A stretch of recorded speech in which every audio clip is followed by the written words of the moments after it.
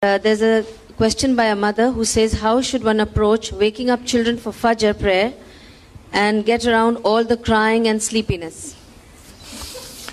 That's a very important question. You know, if the system in your house is that everyone is awake at that time, the children will automatically be awake. Our system today is we all sleep late. All of us, me included, myself included. We sleep late.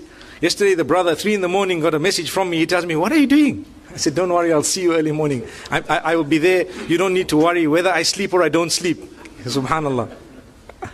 But we have a khalal, we have a deficit in our own system of sleep and waking up. Here we're specifically talking of Fajr.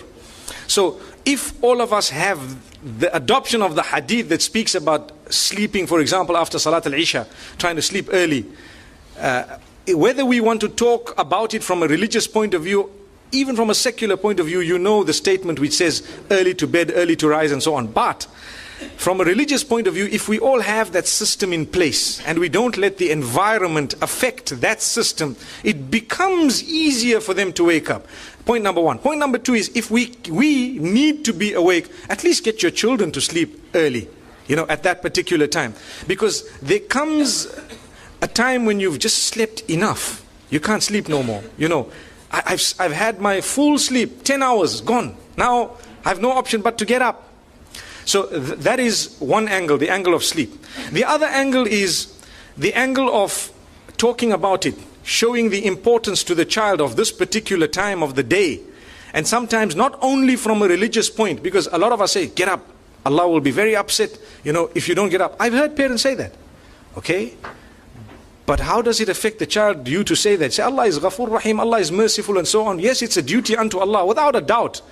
Without a doubt, it would be a sin, you know, especially at a certain age when it becomes farad on you, then it's a major sin. But for us to use other examples, you know, the air early morning is very fresh and so on, and you know, those who get up, they have a good day. Speak of other aspects, the other things, the other benefits of getting up. And like I say, lead by example. That is something that is that I find very, very important. Also, from a very early age, if we start not getting up the child as such, but you know, to say, come read Salatul Fajr and so on. But from the age of infancy, if the child is awake at that particular time of the day, the system becomes programmed. The system becomes programmed.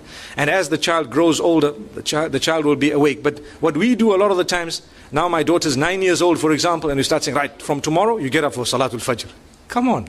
For 9 years, there was nothing happening. Now, from tomorrow, I must get up for Salatul Fajr. They look for loopholes, you know, this way and that way. Allahu Akbar.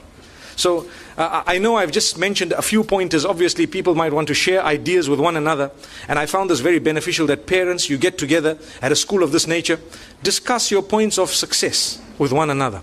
Look, I tried this with my child and mashallah, I found it very beneficial. This is why we have some working groups, you know, workshops where we get into smaller groups and we can discuss how I learned, how I benefited, how do you, because your environment might be totally different from mine, and maybe what you come across might be totally different. There will be people who have something similar to you in terms of environment, that have done something that has really achieved for them.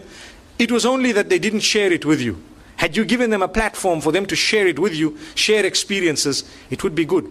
So maybe Manar can look into this as well. Sometimes they might have already had it, but have little workshops of sharing experiences regarding a topic. And inshallah it can help. Yes, sister.